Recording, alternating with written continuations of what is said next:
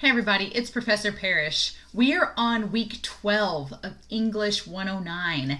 And this week, we're not quite ready for drafts yet, but we're going to have one more week for you guys to work on those paper drafts. At this point, I have looked at all of your thesis and outline statements. They all, for the most part, look great. You should have gotten feedback from me on those outlines, so make sure to check your Falcon Mail to see that feedback that I've sent you. But let's look ahead at what is due this week. This week is a pretty low-key week. The only things due this week for week 12 is you have a discussion forum post due Friday, and I'll show you guys that discussion forum here in a second. And then you have grammar review number 7, and to look at English skills chapter 5. So chapter 5 in our textbook is page 121 to 151. And then the grammar review 7, I'll go ahead and open it up and show y'all. I think some of you have already done this assignment, so you guys are way ahead of the game. But let's open up grammar review number 7 and look at it. So grammar review number 7 is going to take place on page 465 in your textbook. And it's all dealing with picking the correct form of words and the correct word choice. So numbers 1 through 5 in activity 1, you're just choosing the correct form of they, their, or them. And that's for numbers 1 through 5. Activity 2 and activity 3, you're just choosing the correct word option for those questions. So pretty straightforward.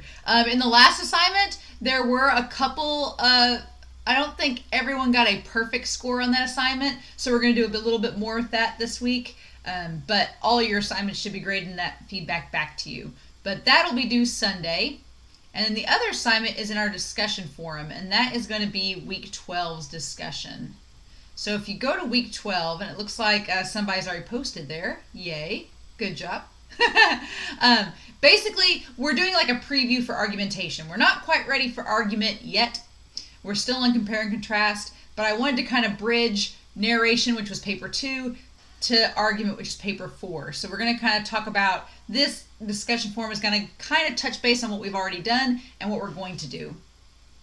So there is a video to watch here, and it's about unreliable narrators.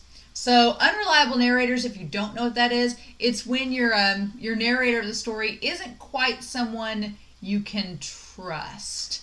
Which usually when we think of a narrator with a story, we think that, oh yeah, they're the narrator. They know what's going on and we can trust them. And that's not always the case, especially in fiction. So I've included this video link for you to watch. It's not a long video. And then after you're done watching, there are 3 questions to answer about unreliable narrators and kind of your opinions about them. So we're going to kind of bridge the gap between our narration paper, which was last unit, with the one that's going to be coming up. So your posts are due by Friday, and then your responses are due by Sunday. So that's going to be this week. So next week, in week 13, we'll have the peer review forum for your paper drafts. But all you really need to focus on this week is your discussion forum posts by Friday, your responses to the discussion forum by Sunday, and then grammar review number 7. And then, of course, keep working on your compare and contrast papers, because week 13, when we talk about it, we'll have it to worry about for your peer review. But that's pretty much it, y'all. It's a pretty low-key week. I don't have a lot to talk about with this video. Those of you that have been turning your assignments in on time and doing every assignment, you guys are doing great. At this point in the class, we're on week 12, so we have about a month left of classes, about a month and a week left. So the last day to withdraw from this class is April 19th. Everyone in this class can potentially get a C or higher at this point. The big thing is don't slack. Don't let off at this point. I know it's very, very tempting. There's spring break for a lot of students. There's lots of things going on. The weather's getting nicer outside. It's easy to forget about an online class. Please don't do that. Do your work ahead of time. That's my big rule of thumb on online classes. Just get it done early, because you have all week to do it. So just go ahead and get it done, and then you don't have to worry about it on the weekend or when the weather gets nice and you want to go out and do things. So if you have any questions, please let me know. I'm happy to answer them for you, but for the most part, everybody looks like they're in a good place. Just be sure to do all the assignments on time, and if you have any questions, please feel free to let me know.